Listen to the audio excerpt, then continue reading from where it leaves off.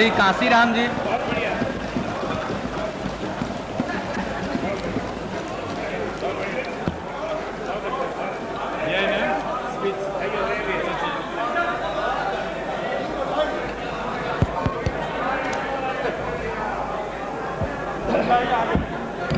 बोलो। मैं विश्वास मत का विरोध करने के लिए खड़ा हुआ।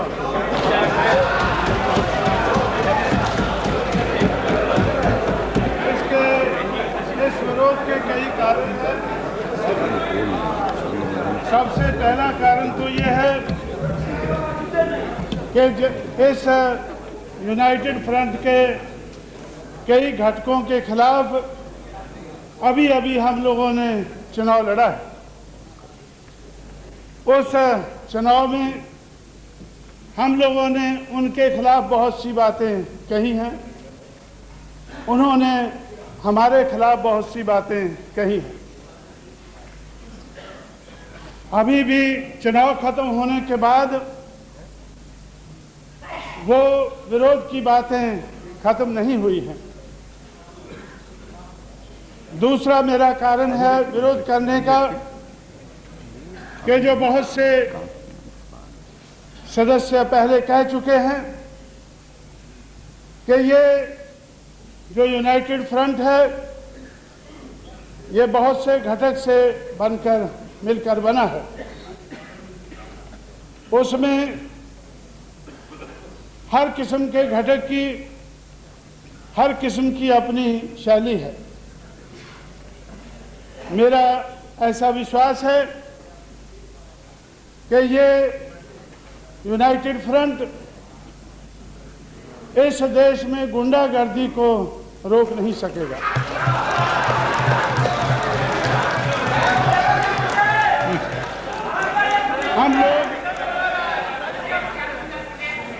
हम लोग इनमें से कुछ घटकों की गुंडागर्दी का शिकार हो चुके हैं। इस सदन में मायावती का नाम लिया गया। मायावती को 2 जून को एक कमरे में बंद होना पड़ा। उसकी बिजली काट दी गई, पानी काट दिया गया। पूरे उत्तर प्रदेश से 3000 गुंडे बुलाकर उनको मारने के लिए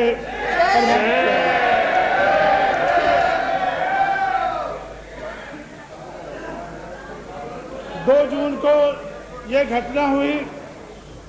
3 जून को इस सदन में उसके बारे में चर्चा हुई और मायावती एक साधारण महिला नहीं थी। उसके पीछे 282 एमएलए थे।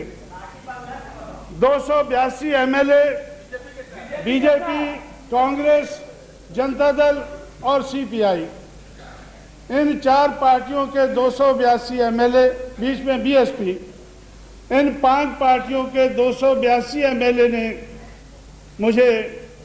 मुझसे आकर ये अपील की कि उत्तर प्रदेश में गुंडागर्दी बहुत ज़्यादा बढ़ गई है। आपकी सांझी सरकार है, इस गुंडागर्दी को रोकने के लिए आपको कुछ प्रयत्न करना चाहिए। उनके कहने से मैं सहमत हुआ। हमने सोचा कि मुख्यमंत्री को बदलना चाहिए। एक दलित महिला को मुख्यमंत्री का बनने का मौका मिला। ये जो यूनाइटेड फ्रंट है ये सामाजिक परिवर्तन की बहुत बात करता है। सामाजिक परिवर्तन की ये बहुत बात करते हैं। सामाजिक परिवर्तन के आधार पर जब एक दलित महिला को मुख्यमंत्री बनने का मौका मिला, उस महिला को मारने के लिए 3000 गुंडे लखनऊ में बुलाए गए। पुलिस की शक्ति का दुरुपयोग किया गया। ये सारी बातें हमारे सामने हैं। इसलिए मेरा ऐसा विश्वास है कि ये लोग कहते एक बात है और करते दूसरी है। बात कहते हैं सामाजिक न्याय की, लेकिन काम करते हैं सामाजिक अन्याय का। सामाजिक न्याय की बात करने वाले लोग जब सामाजिक अन्याय करते हैं तो हमें ऐसा लगता है कि इस देश में जब ऐसे लोग सरकार चलाएंगे तो गुंडागर्दी नहीं रुक सकती है। दूसरी बात मुझे ये कहनी है कि अभी हम लोग इस देश में डेमोक्रेसी की बहुत बात करते हैं कि इंडिया की डेमोक्रेसी देश की दुनिया की सबसे बड़ी डेमोक्रेसी है। मेरा विश्वास है कि इस देश में कोई डेमोक्रेसी नहीं है। जिस देश में गरीबों के वोटों को खरीदा जाए, लूटा जाए, चोरी किया जाए, तो उस देश में डेमोक्रेसी नहीं चल सकती है। श्री शरद पवार ने आज कहा है, शरद यादव ने अभी कहा है कि उदारवादी हिंदू और दूसरे हिंदुओं में संघर्ष है, कट्टरवादी हिंदुओं में संघर्ष है। लेकिन मुझे ऐसा लगता है कि हमें इन उदारवादी हिंदुओं से बहुत खतरा है। इस देश का जो कमजोर वर्ग है उसको उदारवादी हिंदुओं से बड़ा भारी खतरा है, क्योंकि वो उनको कमजोर वर्ग के लोगों को वोट नहीं डालने देते हैं। आप सामंतों से कमजोर वर्ग के हिंदुओं को वो वोट नहीं डालने देते हैं। लोनी कांड अभी तक चल रहा है। इस सदन से सिर्फ 10 किलोमीटर दूर लोनी है। 7 तारीख को जब वोट पड़ने लगे तो जब इस देश के दलित समाज के लोग इकट्ठे होकर अपनी पार्टी को वोट देने के लिए बूथों पर पहुंचे तो जो वोट लूटने वाले उधर उनका वोट नहीं लूट पाए, उन्होंने उनके घरों को आग लगा दी। एक प्रधान के घर को आग लगा दी। हम प्रधान की बहुत बात करते हैं, पंचायत राज की बहुत बात करते हैं, लेकिन इस देश में एक प्रधान भी अपना वोट अपनी मर्जी से नहीं डाल सकता है। अगर डालता है, जिस प्रधान ने अपनी मर्जी से वोट डाली उसका घर जला दिया गया, उसकी दुकानें जला दी गई। और आज जिस दिन से ये सरकार बनी यूनाइटेड फ्रंट की, उस दिन से वो आग लगाने वाले गुंडे बस्तियों में घूम रहे हैं। इस सदन से 10 किलोमीटर दूर वो गुंडे घूम रहे हैं। जब हमारी सरकार आ गई है, अगर किसी ने उस प्रधान की मदद की तो उन सब लोगों के घर जला दिए जाएंगे। तो इसलिए मेरा विश्वास है कि ये यूनाइटेड फ्रंट की सरकार गुंडागर्दी को खत्म नहीं कर पाएगी। और मैं उन लोगों को रिप्रेजेंट करता हूं, उन लोगों की बात कहता हूं जो इस देश में गुंडागर्दी का बड़े पैमाने पर शिकार है। जो गुंडागर्दी का बड़े पैमाने पर शिकार है, उनकी तरफ से मैं ये बात कह रहा हूं।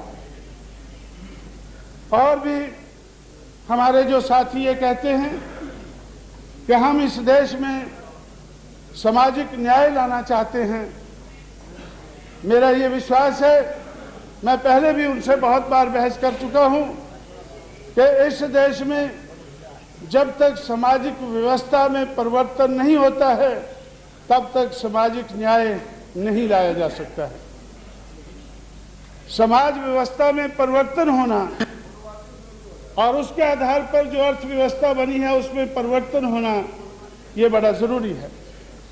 जब तक व्यवस्था परिवर्तन नहीं होता है तब तक समाज में परिवर्तन नहीं लाया जा सकता है। 21 जून को 1990 21 जून को जनता दल की सरकार थी। सामाजिक परिवर्तन के, सामाजिक व्यवस्था के बारे में श्री वीपी सिंह और सामाजिक न्याय के बारे में जनता दल के बहुत से लोग ये बहुत प्रचार करते थे कि हम सामाजिक न्याय वाले लोग हैं। लेकिन इस दिल्ली से 200 किलोमीटर दूर आगरा में एक पनवारी कांड हुआ। 21 जून को पनवारी कांड हुआ। उस पनवारी कांड में दलितों का बड़े पैमाने पर नुकसान हुआ। वो पनवारी कांड का कारण क्या था? कारण था कि दलित समाज के लोग गलियों में से बाजा बजाते हुए अपनी शादी की बारात नहीं ले जा सकते, क्योंकि इस देश की समाज व्यवस्था अलाउ नहीं करती है। इस देश की समाज व्यवस्था कहती है कि दलित समाज के लोग गलियों में से बैंड बाजा बजाते हुए घोड़े के ऊपर दूल्हे को लेकर नहीं जा सकते हैं। ये व्यवस्था कहती है। उस व्यवस्था के कारण वो कांड हुआ, बहुत ज़्यादा लोगों का नुकसान हुआ। दिल्ली में श्री वीपी सिंह प्रधानमंत्री थे, दिल्ली में जनता दल की सरकार थी, उत्तर प्रदेश में जनता दल की सरकार थी।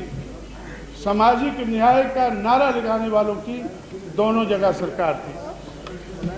मैंने उस वक्त भी उनसे कहा कि जब तक सामाजिक परिवर्तन नहीं होता है तो तब तक सामाजिक न्याय का नारा ये एक धोखा है, एक फरेब है, लोगों को वोट को हथियाने का, लूटने का एक ढंग है। इसलिए अध्यक्ष जी, हमारे इस किस्म के विरोध हैं। इन विरोधों के कारण हम इस सरकार में अपना विश्वास नहीं रख पाते हैं।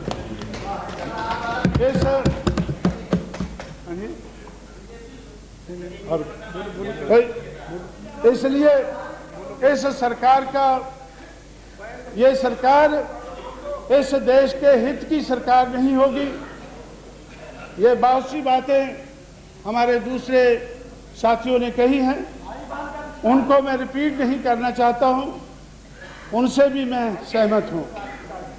जैसे चुनाव के दौरान में हमारी पार्टी के बारे में कहा गया, बहुत बड़े पैमाने पर कहा गया कि ये बहुजन समाज पार्टी ये चुनाव जीतने के बाद, अपने एमपी जिताने के बाद ये बीजेपी से मिलकर सरकार बनाएगी, ये कांग्रेस से मिलकर सरकार बनाएगी। कांग्रेस के खिलाफ बहुत कुछ कहा गया, लोगों को, वोटरों को, खासकर मुसलमान भाइयों को गुमराह करने के लिए कहा गया कि बाबरी मस्जिद को गिराने में कांग्रेस का बड़ा हाथ है। भारतीय जनता पार्टी का दोष कम है, कांग्रेस का दोष ज्यादा है। और ऐसी कांग्रेस के साथ बहुजन समाज पार्टी मिलकर सरकार बनाएगी। लेकिन हुआ क्या? उसी कांग्रेस पार्टी के साथ मिलकर इन लोगों ने सरकार बनाई है। जिस कांग्रेस पार्टी का उन्होंने डटकर विरोध किया और उत्तर प्रदेश में कांग्रेस पार्टी को कहीं का नहीं छोड़ा, तो उस कांग्रेस पार्टी के साथ मिलकर आज ये लोग सरकार बना रहे हैं। इस तरह से मैं समझता हूं। काशीराम जी, कंक्लूड किया जाए। हाँ जी, कंक्लूड किया जाए। 1 मिनट में करता हूं। मैं तो डिसिप्लिन में रहने वाला आदमी हूं। अगर आप चाहें तो वैसे ही बैठ जाता हूं, नहीं तो 1 मिनट में आप कागज के हिसाब से 8 मिनट टाइम, हम 15 मिनट टाइम दे चुके हैं। इसके बाद हमने आपको कहा तो श्री मिश्रा जी, जिस पार्टी के हमारे जितने एमएलए हैं वो लगभग 1 घंटा बोल के गए हैं। श्री मिश्रा जी अभी बोल कर गए हैं, तो वो 1 घंटा बोले हैं। हमारे भी उतने ही एमएलए हैं, तो इसलिए मैं आपसे इसलिए मैं नहीं, आपका ज्यादा सदन का आप ज्यादा 5 मिनट और ले लीजिए।